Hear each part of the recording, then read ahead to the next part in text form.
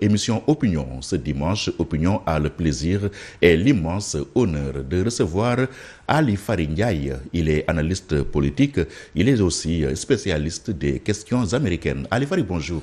Bonjour Pierre. Merci d'avoir accepté notre invitation. Oui, c'est un plaisir de retrouver le plateau de Opinion et de vous retrouver. Merci de l'invitation. Tout le plaisir est pour nous. Merci. Ali Fary, le sort en est jeté. Dans une semaine, jour pour jour, le Sénégal sera en campagne électorale. Le processus électoral de manière globale, comment l'appréciez-vous? En fait, le processus électoral s'est déroulé de la manière dont les institutions et les acteurs se sont entendus. Et je crois que c'est le plus important. Parce que, comme on le dit, dans le processus électoral en démocratie doit obéir à trois logiques. Le consensus, l'esprit, le consensus et les accords. Et aussi longtemps que les acteurs s'entendent sur le processus, je crois que c'est quelque chose que l'on considère comme consensuel.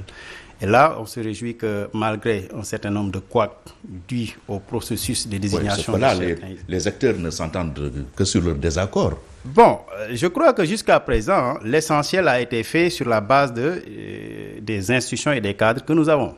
Je crois qu'il y a un certain nombre d'initiatives qui ont été prises par un certain nombre d'acteurs, que je comprends, mais que ce n'est pas de nature à compromettre le processus et le décrédibiliser.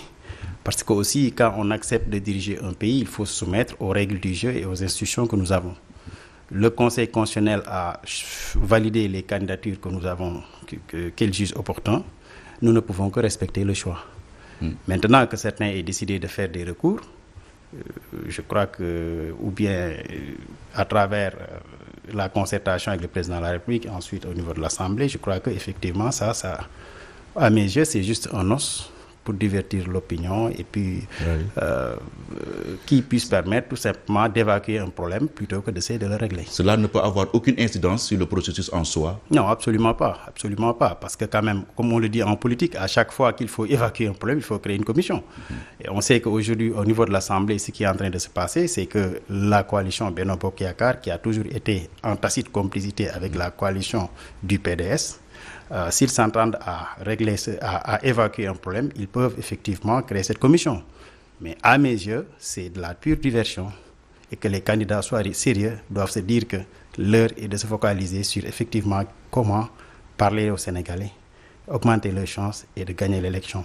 Et même Pierre Sudi constate, cette commission et ses initiatives ne peuvent pas remettre en cause... Là, vous faites allusion à la commission d'enquête parlementaire demandée par le PDS suite au rejet de la candidature de Karim Wade. Oui, et ce qui est bizarre, Pierre, c'est que d'abord, quand les recalés ont décidé d'aller voir le président, je crois que c'était plus pour régler la question, pour échanger sur la question du fichier que le Conseil constitutionnel a utilisé. Mais à la fin, qu'est-ce qu'on a remarqué? Ça a abouti sur une commission d'enquête parlementaire au profit de qui? Du PDS, alors que le PDS n'était même pas à rejoindre le groupe à dernière minute. Ce qui veut dire que dans cette affaire, je ne parlerai pas de négociations invisibles, mais je dis qu'on risque d'aller dans le même scénario qu'on avait en 2019 entre le PDS et l'APR. Laquelle scénario que vous savez avait poussé Abdoulaye Wade à ne pas formellement soutenir un candidat, ce qui avait favorisé le candidat Macky Sall. Et je crois qu'aujourd'hui aussi, ce travail de commission qui se fait à l'Assemblée, si on sait que l'Assemblée est le cadre de négociation de toutes les initiatives politiques qui sont en train de se faire, et si on comprend aussi que les groupes arithmétiques de l'APR et du PDS et leur complicité à l'Assemblée au détriment de Yewwi étaient à la base de la remise en cause de tous ces accords qui étaient à la base de la coalition Yewwi, Pastef, Yewwi, Wallu.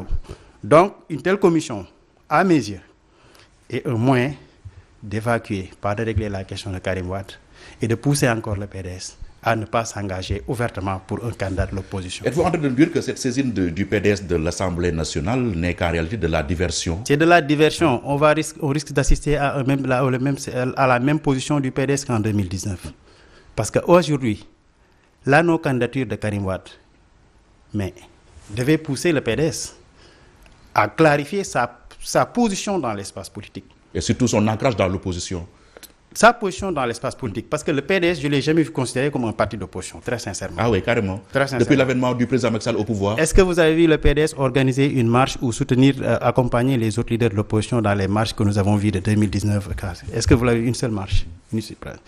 Le PDS est aujourd'hui dans sa dynamique de parti qui veut être à cheval entre le pouvoir et l'opposition. Donc, il est en train de chercher un espace. Du grand écart. C'est ça. Qui fait du grand écart et essayer en fonction de ses positions négocier. Mais s'il constate maintenant qu'aujourd'hui, Karim Wade est complètement en dehors du jeu politique, je crois qu'ils doivent clarifier leur position au Sénégalais. Soit ils décident, comme l'a fait Mimi Touré, comme l'a fait Mary Teuw Niane, de rallier l'opposition, ou qu'ils décident de soutenir le candidat du pouvoir et que le jeu soit clair. Mais apparemment, ils ne veulent pas entrer dans ce jeu-là. Ils veulent continuer à divertir les Sénégalais sur cette question, ce qui serait un moyen de laisser leur électorat se tasser, tout en sachant que sans mot d'ordre du PDS, avec le tassement du voix, une bonne partie des voix du PDS risque d'aller vers le pouvoir, si l'autre partie certainement vers Idriss Seck et le troisième vers Habib Sy, parce que c'est les trois candidats que nous avons qui sont des libéraux. Justement, parmi ces 20 candidats, il y en a des profils PDS compatibles. Absolument, absolument. Oui. Parce que c'est pourquoi je dis qu'au niveau des Yewwi, il va falloir que les gens reconsidèrent leur choix.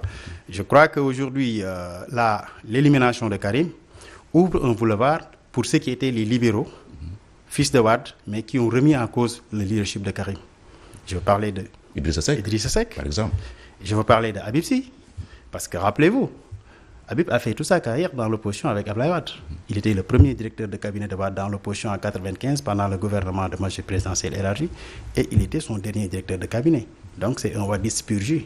Donc si on analyse cela dans ce schéma-là, on se rend compte que ce serait bien de laisser ces candidatures-là prospérer pour essayer de capter l'électorat du PDS.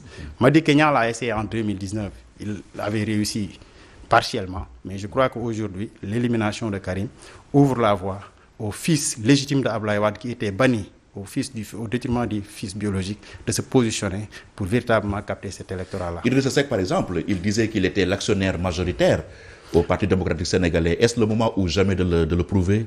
Bon, je pense que je ne dirais pas que c'est le moment ou jamais de le prouver, mais je crois que quand même en parlant d'Idriss Seck dans cette élection, mon esprit me renvoie toujours au débat qui a eu lieu en 1995 entre Anne Sinclair et Jacques Chirac sur la quatrième ou dernière candidature de Jacques Chirac. Parce qu'à l'époque, Jacques Chirac avait essayé en 1978, c'est pas passé avec Giscard, il avait essayé en 1981 avec Mitterrand, c'est pas passé, et encore il est revenu là, avec le gouvernement de cohabitation où il a essayé effectivement de jouer la carte baladure. Et ça n'avait pas réussi. Et Jacques Chirac a tenté effectivement son dernier coup électoral à la présidentielle. Et pendant ces débats, Anne Sinclair, qui était l'ex-épouse de DSK, lui disait « Mais Chirac, est-ce que les Français ne vont pas se dire « Encore Chirac, encore Chirac ?» Et Chirac, en riant, dit « Non, Madame Anne Sinclair, au contraire, les Français vont se dire cette fois-ci, enfin Chirac. » Et par analogie à cette pensée, parlant d'Idriss Seck, comme on constate que de tous les candidats, c'est le seul qui a déjà fait 3 élections, 2012, 2007 en deuxième, 2019. En deuxième aussi? Non, en 4-5e. 2019 en 5e position, parce qu'il est venu derrière Macky, derrière Abdoulaye Wade, derrière Karim, derrière Moustapha Niasse, derrière Tanor. Ça, c'était en 2012? Non, c'était en 2017. En 2019. En 2019, il était deuxième. Idrissa Seck. Après, oui, c'est 2019. C'est ça, il était 5e en 2012. Voilà, vous savez, donc il a fait presque 4 candidatures. C'est ça. Il en a fait en 2012, il était deuxième. En 2007, il était deuxième. La prochaine élection, 2012 il a chuté jusqu'à la 5e position et il est remonté effectivement en deuxième. Donc on est à sa 4e candidature. Oui. Et Est-ce le moment ou jamais pour lui de dire il a un coup à jouer? Peut-être que c'est pourquoi j'ai dit par analogie à cette pensée, peut-être que cette fois-ci les Sénégalais vont dire enfin il dit, mais c'est à lui, et répondant à votre question, de le prouver. Parce que quand même, la famille libérale ne peut pas disparaître comme ça, au simple motif que le fils du président ne peut pas être candidat. Et je crois que dans c'est ce qui lui doit poser, c'est ce qui doit le pousser à assumer cette position et essayer de récupérer ce qui reste de l'héritage libéral avec, comme je l'ai dit, Habib Sy, qui est l'autre fils de Abdoulaye Wade qui est dans la course, et essayer de capitaliser le maximum. Parce que l'expérience a montré, Pierre, que pour qu'il y ait toujours deuxième tour au Sénégal, il faut toujours qu'il y ait 4 pôles, où chaque pôle peut au moins avoir 2 digits, c'est-à-dire entre 10 et 30%. Si vous voyez en 2012, on avait Abdoulaye Wade qui était là, on avait Macky Sall qui faisait 26%, on avait Ousmane Tanor Dieng qui faisait 11 à 12% et Moustapha Niasse qui faisait 13%. C'est autour de ces 4 pôles-là qui avaient créé les conditions du deuxième tour d'Abdoulaye Wade. Et si vous analysez aussi en 2000, c'était la même chose. Abdou Diouf était le candidat sortant, il pouvait avoir 2 digits. Il y avait Abdoulaye Wade qui était venu fraîchement de la France, et on avait Djiboka et Moustapha Niasse, chacun ayant respectivement 13% et 17%. C'est ce qui avait créé les conditions de deuxième tour. Au Sénégal, peut-être Macky l'a compris. Est-ce qu'on se chemine vers le même scénario? Là, on a l'impression que c'est différent pour 2029. Bon, en tout cas, Macky a empêché à ce qu'il y ait 4 pôles. En 2019, avec l'affaire Khalifa et Karim. Oui. Aujourd'hui, Khalifa est dans le jeu, mais Karim est out. Donc, véritablement, si Karim était dans le jeu, Yewwi, avec la candidature autour de Diomaye et la candidature de Amadou Ba, on serait sûr qu'effectivement, on a les 3 pôles. Et maintenant, il s'agit de voir entre Idrissa Seck, Khalifa Sall et les autres candidats, avec la dispersion des voix, ça pourrait créer les conditions effectivement d'un deuxième tour. Mais heureusement ou malheureusement, au stade actuel de la réflexion, en tout cas, on constate qu'il y a 2 pôles qui sont en train d'émerger comme des pôles potentiels et qui peuvent effectivement capitaliser une bonne partie de l'électorat et aller même jusqu'autour de 30%. Je parlais du pôle au pouvoir et du pôle autour de Pastef. Vous pensez que ça va se jouer entre ces deux-là, entre Diomaye Faye et Amadou Ba? Au stade actuel des dynamiques qu'on est en train d'observer, et je pense que les choses se jouent ça risque d'être très même serré. Parce que d'habitude, l'élection présidentielle, c'est entre le candidat du pouvoir et le leader de l'opposition. C'est ce qu'on a vu. Et aujourd'hui, on se rend compte que même des candidats déclarés, comme Mary Teuw Niane, comme Mimi Touré, sont en train, je crois même Bougane, sont en train de se repositionner en se ralliant autour du candidat Diomaye Faye. Ce qui veut dire que la dynamique électorale qui a été enclenchée il y a 2 ans est en train de se poursuivre. Et cela va nous pousser à comprendre, à voir qu'autour de ce pôle, il est très probable, effectivement, qu'avec le pôle Amadou Ba, que ce soit les 2 pôles, effectivement, qui vont polariser une bonne partie de l'électorat. Maintenant, ça ne veut pas dire que les autres n'ont pas leur carte à jouer. Parce que je vois mal Dakar avec tout ce que la coalition Taxawu Ndakaaru va faire son plein. On verra ce qu'il représente. Et aussi, on verra entre Idrissa Seck et aussi ce que Idrissa Seck va représenter pour voir effectivement si véritablement les autres pourront, peut-être au deuxième tour, apporter leur contribution. Mais à stade actuel de la réflexion, les chances d'une victoire au deuxième tour semblent plus probables qu'une victoire au premier tour. Vous vous projetez sur un éventuel deuxième tour, mais Amadou Ba, lui, il en a cure. Lui, il dit que l'élection va se jouer au premier tour et en sa faveur. Est-ce possible que cette élection se joue au premier tour? Effectivement, toute personne, tout candidat sérieux, Amadou Ba est un candidat très sérieux, parce qu'effectivement, il est porté par l'appareil qui a dirigé le pays pendant 12 ans. Il peut bénéficier de ce qu'on appelle trivialement la prime au sortant, même s'il n'est pas le candidat sortant, mais il est le candidat du pouvoir. Je pense plus qu'il va bénéficier plus de la propulsion de l'appareil. Parce que comme on le dit en politique, la préservation d'un appareil puissant est aussi importante que n'importe quelle plateforme. Et l'appareil a eu à faire des résultats. Quand Boun Dionne avait porté l'appareil aux législatives, il avait eu la majorité à l'Assemblée. Quand Mimi Touré l'a porté, il y avait une majorité relative. Et Amadou Ba a été porté par cet appareil. Maintenant, le problème, c'est qu'il va falloir que Amadou, au-delà de cet appareil, essaie d'y ajouter son coefficient personnel. Est-ce qu'il en prend le chemin? Parce que là, c'est un candidat presque invisible. Bon, je crois que les choses au stade actuel laissent penser que effectivement, il ne prend pas de grandes initiatives, mais il ne fait que réagir par rapport à les initiatives de côté du Macky Sall. Sous l'ombre tutélaire de Macky Sall. En fait, oui. Macky lui fait de l'ombre, c'est ça? Non, en fait, est-ce que Macky l'y a véritablement libéré? Quand Tanor Dieng était le numéro 2 du PS, Abdou Diouf lui avait laissé et l'État et le pouvoir. Est-ce qu'Amadou Ba a l'État et le pouvoir? Je ne pense pas.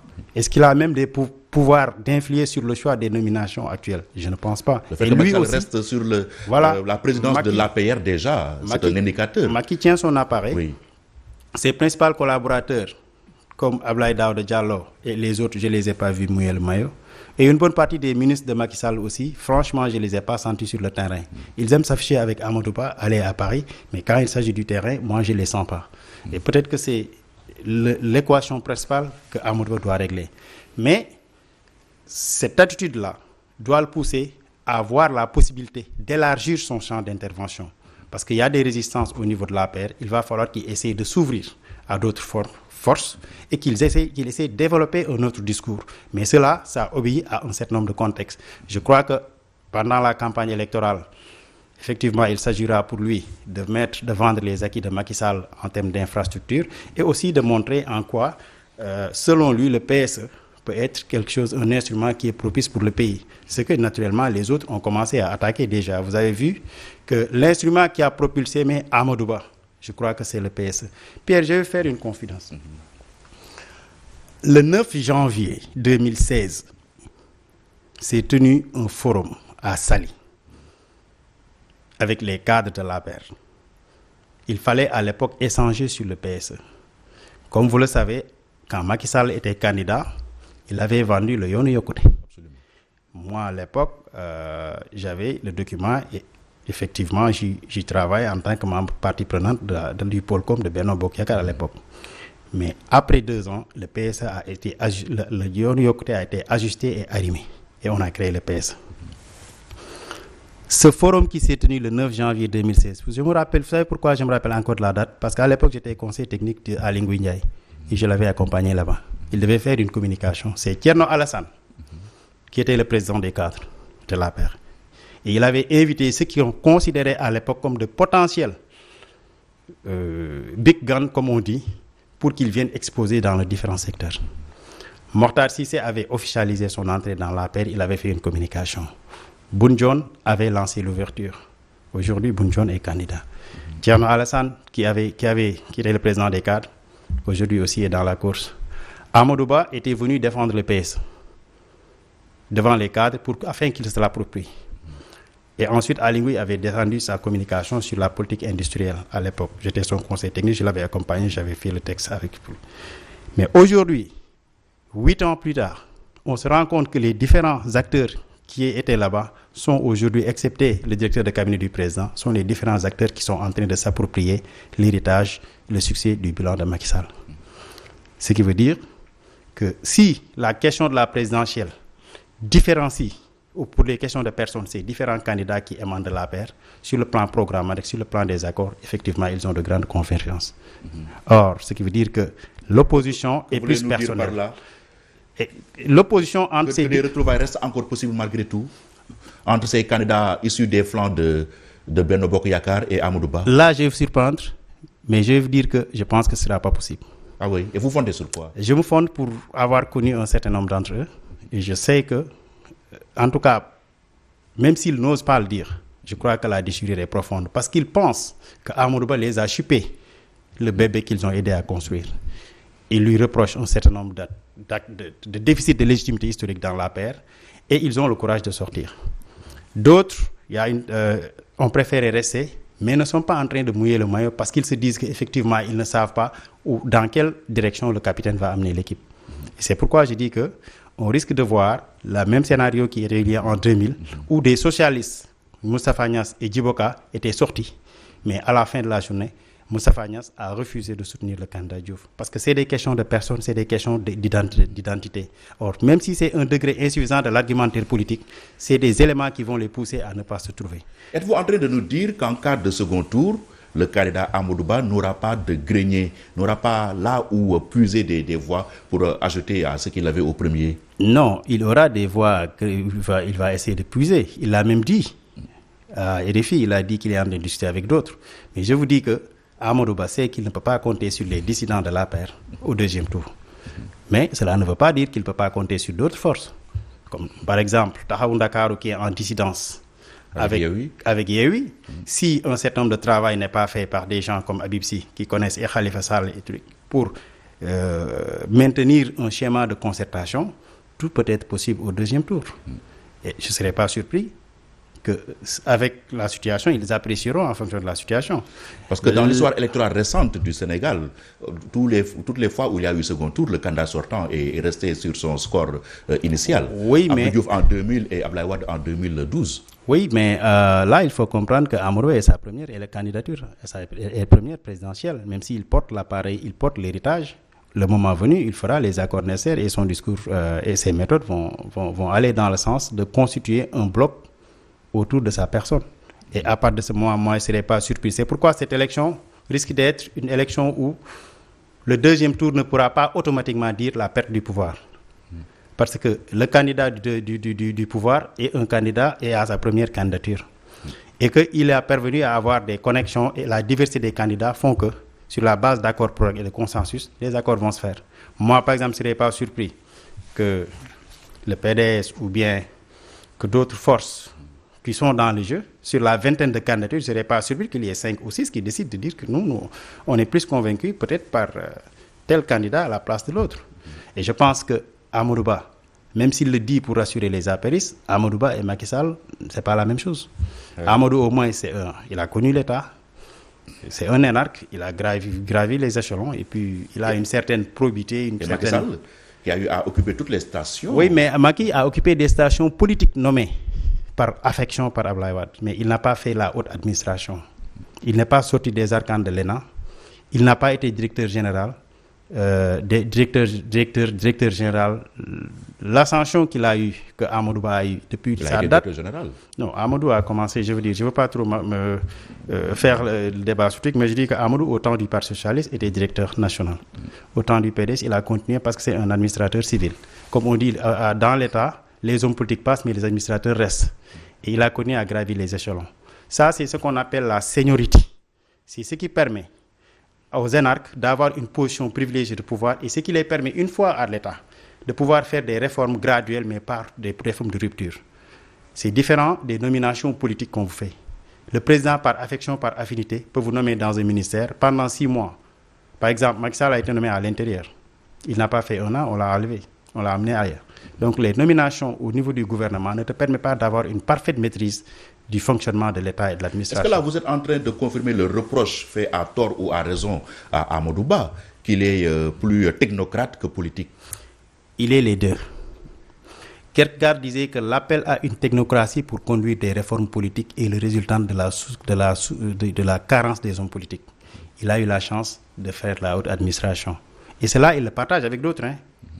Habib Sy a fait la même chose. Il est sorti de l'ENA. Bassirou Diomaye est un énarque.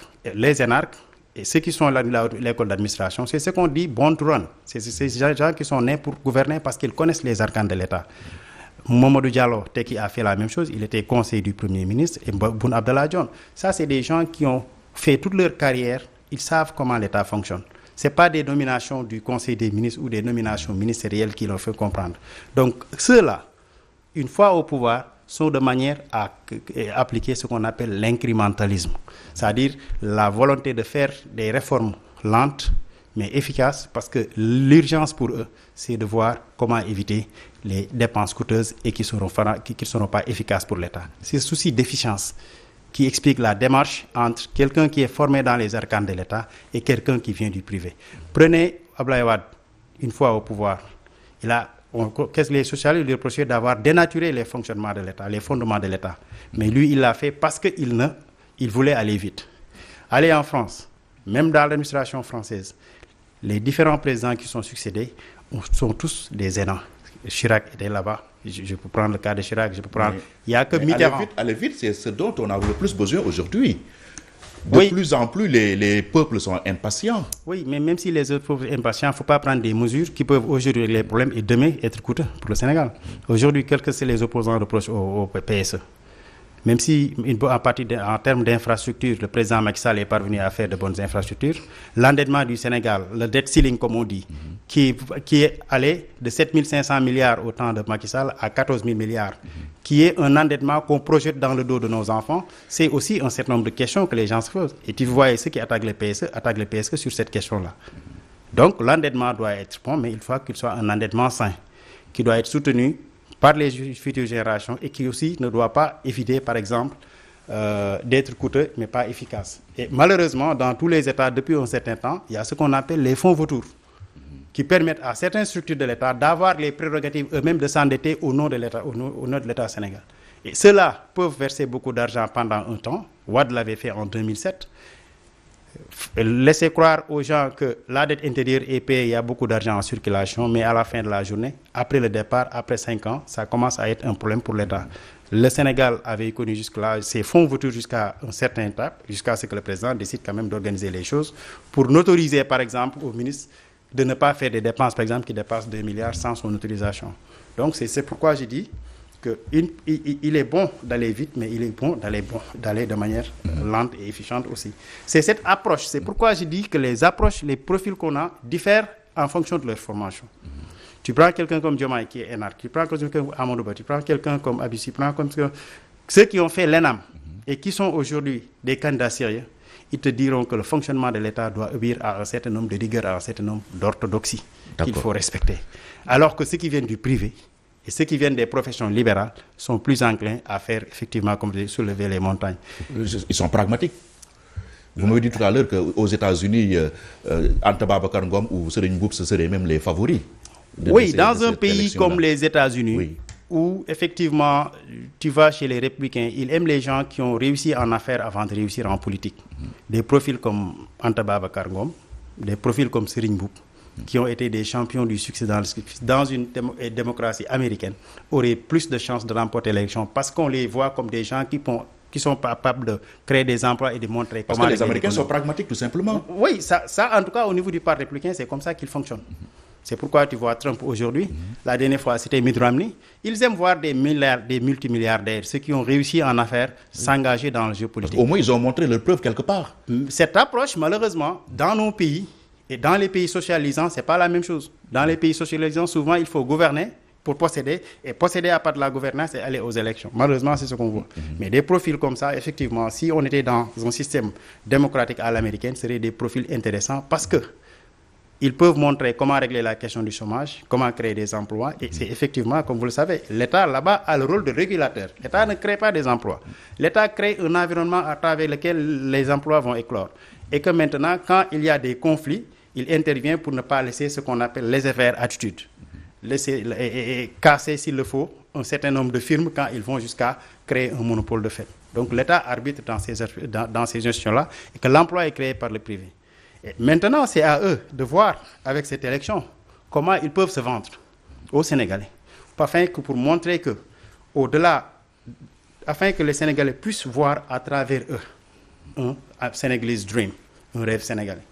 Je suis venu de nulle part, j'ai réussi en affaires, ou bien j'appartiens à une famille où on sait comment gérer, une fois au pouvoir, je serai en mesure de gérer. Ça, effectivement, c'est des profils qu'il va falloir voir. Et c'est pourquoi moi, dans ce que j'appelle la hiérarchisation des potentiels candidats, moi, dans la deuxième catégorie, je voyais des gens comme ça.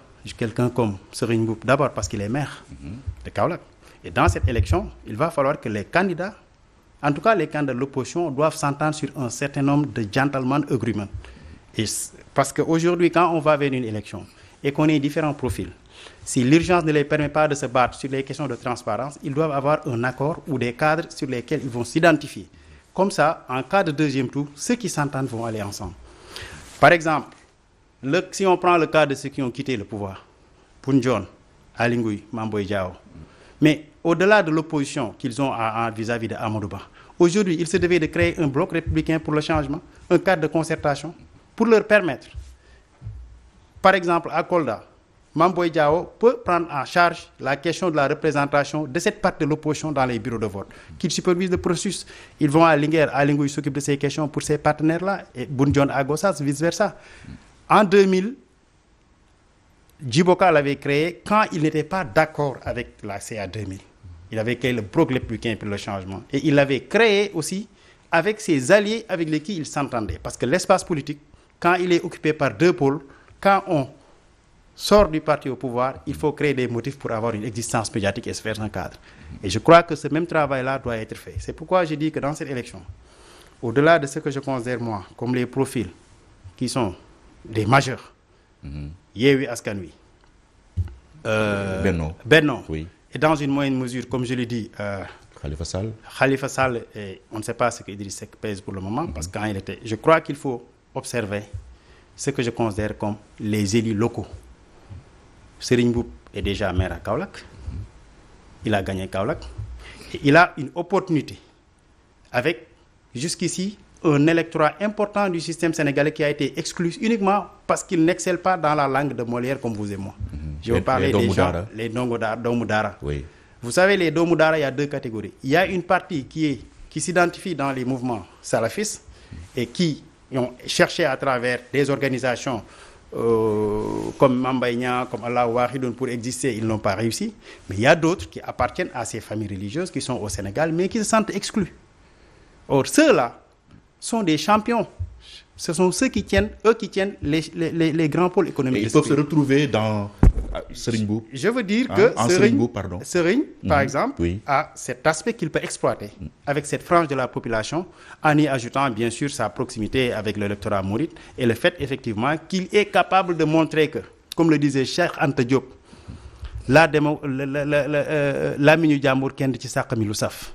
on peut ne pas parler français et être un champion et un excellent président. Ça, il peut le jouer.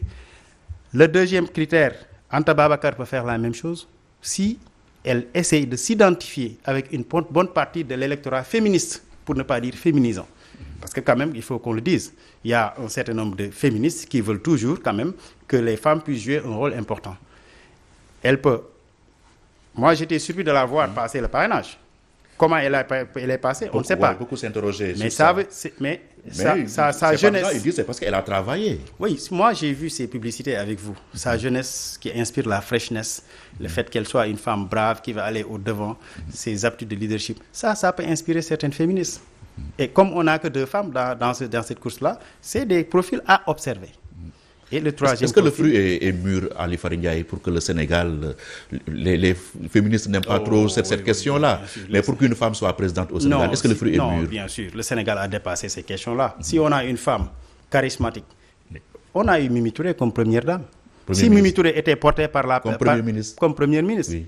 Quelqu'une comme Mimi Touré, si elle était portée par la paire, pouvait être président de la République. C'est une dame de fer. Je crois que la question a dépassé... Le plafond de verre a été brisé. Le Sénégal a dépassé ces questions-là. Le Libéria qui est à côté, qui vient d'une guerre civile, est parvenu à élire une dame à maintes reprises. Et d'autres pays l'ont fait. Non, je crois que cette question-là est vraiment réglée par les Sénégalais. Parlons, si vous le voulez bien, de l'autre profil, de l'autre favori, selon vous, de cette présidentielle, Bassirou Diomaye Faye. Ses avantages, ses inconvénients, forces et faiblesses de Bassirou Diomaye Faye. Commençons par ses faiblesses. Ses faiblesses, c'est d'abord... un candidat déjà en prison, une première dans l'histoire d'une présidentielle au Sénégal. Mais cette faiblesse-là peut être transformée en opportunité. Comment? Pierre, je vous dis, Bassirou Diomaye, au stade actuel de mes réflexions, en prison a plus de chances de remporter l'élection que Bassirou Diomaye en dehors de la prison. Et vous fondez sur quoi? Parce que les Sénégalais ne peuvent pas comprendre vont voir à tort ou à raison qu'il y a trop d'injustices qui sont en train d'être faites. Les processus de remise en cause des candidatures, il est passé par le processus, c'était difficile. On a fait des recours, il est passé. Et donc, véritablement, rien ne s'oppose à ce qu'on laisse de bête campagne. Et je crois encore une fois, et je le crois sincèrement, même si Bassirou n'est pas libéré, il a plus de chances d'augmenter le nombre de sympathisants, surtout les indépendants. Parce que au Sénégal, l'élection a été toujours déterminée par les indépendants.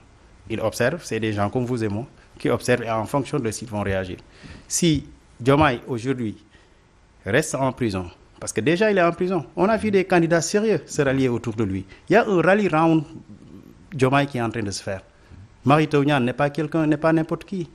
Mimi Touré, et on va voir d'autres. Pour beaucoup, on doit le libérer, ne serait-ce qu'une liberté provisoire pour qu'il puisse compétir à chances égales avec les autres. C'est ce que l'élégance va dicter. Imaginez-vous, dans toute la presse du monde, qu'on montre qu'on va vers un duel entre un candidat du pouvoir qui a les prérogatives d'aller vers un candidat de l'opposition. C'est une humiliation pour le pouvoir. C'est une humiliation. Ça va montrer qu'il y a un certain nombre de reculs démocratiques qu'on est en train de construire dans ce pays, et je crois qu'il faut arrêter cela. Je crois qu'on va lui donner, qu'on doit lui donner les chances d'aller à l'élection.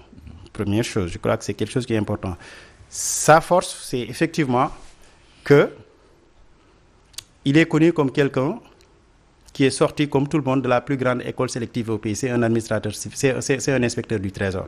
Donc il a la compétence requise.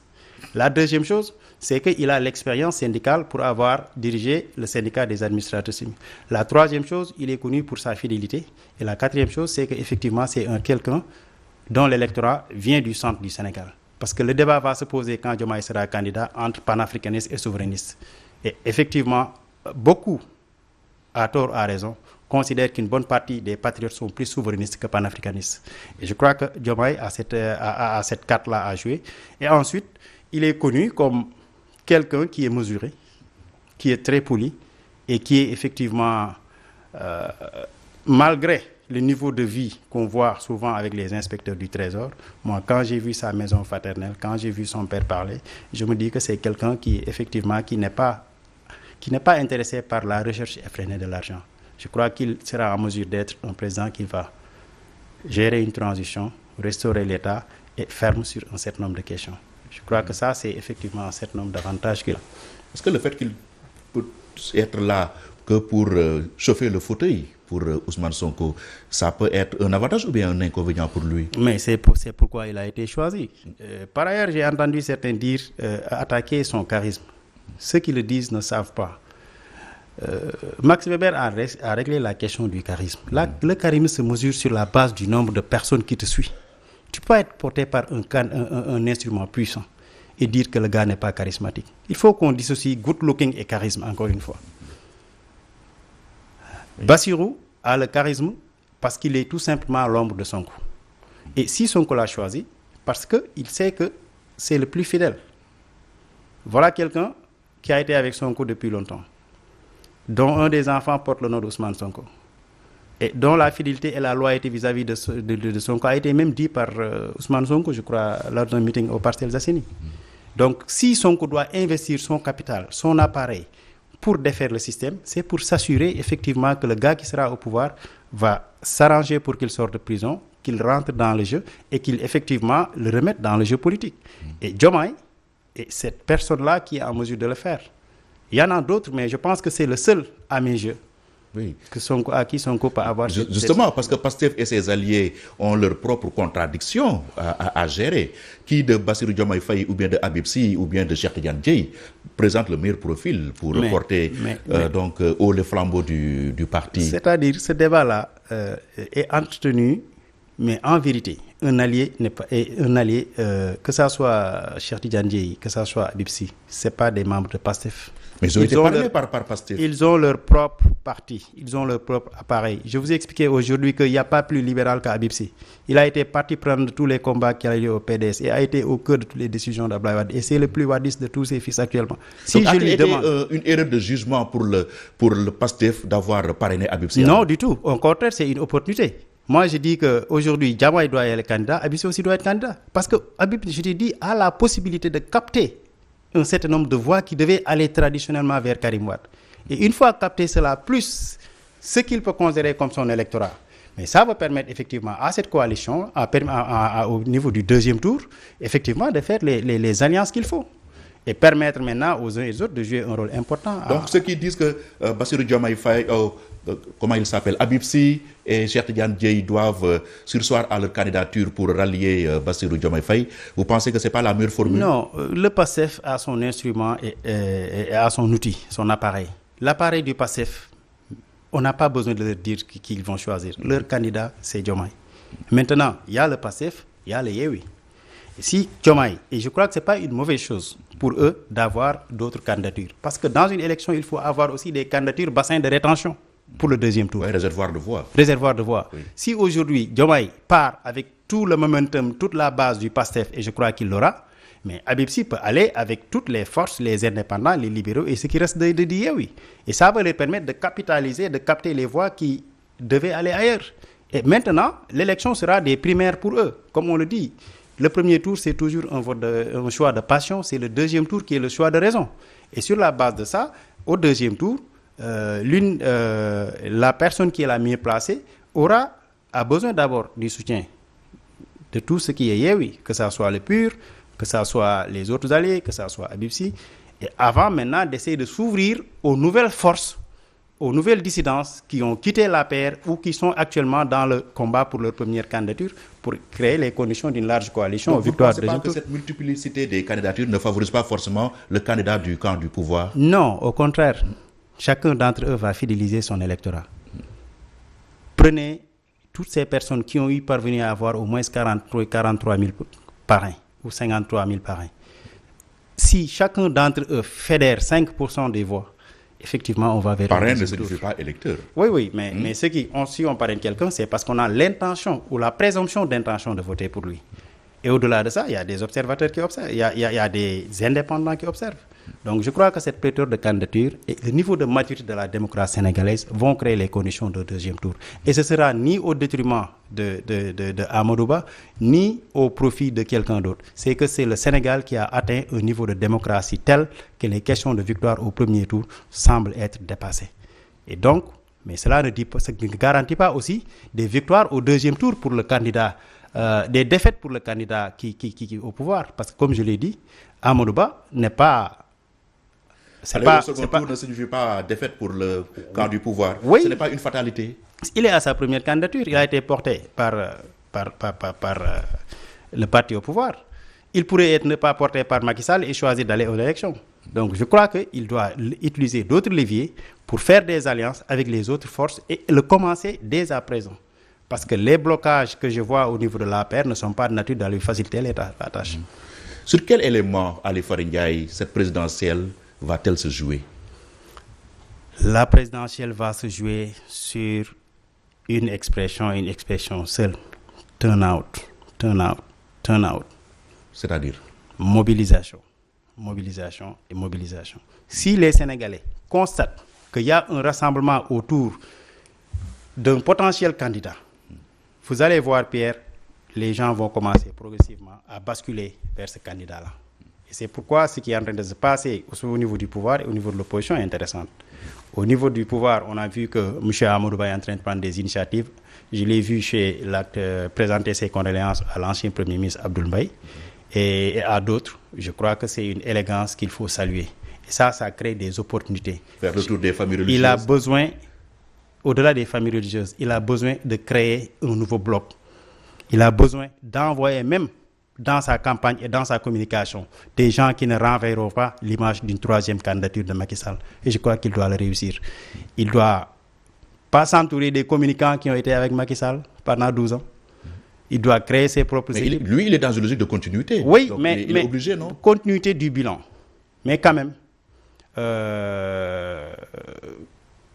comme le disait... Donc vous l'invitez à se démarquer de Macky Sall, en un mot. Il faut qu'il soit lui-même. Pas se démarquer de Macky Sall, mais qu'il soit lui-même. Parce que Amadou Ba a un certain nombre d'atouts qu'il doit jouer. Il est connu pour une personne pondérée. Quelqu'un qui connaît l'État. Le profil de Amadou Ba, d'ailleurs c'est pourquoi peut-être les socialistes sont très enthousiastes vis-à-vis de Amadou Ba. Le profil de Amadou Ba te renvoie uniquement au profil de Ousmane Tanor Dieng. Lui, il a eu un passé socialiste. Pondéré, efficace. Oui. Il ne crée pas des conflits. Il n'est pas dans les petits détails, des conflits d'emprisonnement et trucs. Et il ne cherche pas à gêner qui que ce soit. Moi, j'ai eu le privilège de... Parce que depuis 2017, je ne suis pas entré dans le bureau d'aucun ministre de la République. Depuis 2017, quand Alingou est parti à l'intérieur et je suis retourné à la Prosie. Je ne suis pas allé visiter personne. Mais j'ai eu le privilège de le connaître à travers un ami commun. Quand il traversait le désert, on a échangé. Et je lui ai fait un certain nombre de suggestions qu'il a pensé utiles. Et courtois qu'il est, une fois Premier ministre, il a eu le privilège de me recevoir pour me remercier. J'ai aucun rapport avec lui, sinon ça. Et c'est que, du reste, je n'ai eu avec aucun autre candidat potentiel ou aucun membre du groupe, parce que moi, je ne suis pas intéressé par ces trucs-là. Mais je crois que c'est un homme mesuré, c'est un homme d'équilibre et c'est un homme qui rassure. Oui. Ali Fary Ndiaye, pour la deuxième fois consécutive, on s'achemine vers une présidentielle sans un candidat issu des rangs du PS et du PDS. Ça, je pense que c'est acté. Est-ce la fin d'une époque? Oui, parce que effectivement, ce qui reste du PS et du PDS marque tout simplement ce qu'on appelle les processus naturellement des organisations politiques.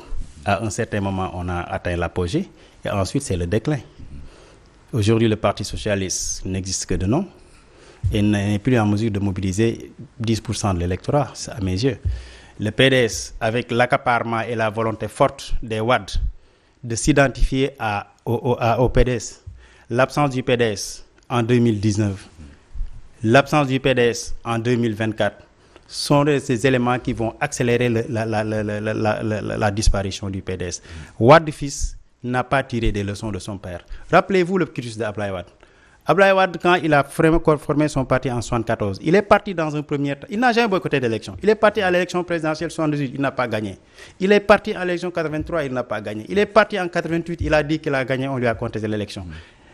Tacticien, il entre dans le gouvernement. Et il continue. En 93, il sort, il va en campagne. Il ne gagne pas, il rentre dans le gouvernement en 95. Jusqu'en 2000, il gagne. Donc, c'est comme si pour dire que lui, sa méthode, c'est effectivement la méthode d'Antoine Roquentin, qui, comme dans le mythe de Sisyphe, qui voulait faire pousser la pierre au-dessus de la montagne. Il a essayé et il n'a boycotté aucune élection.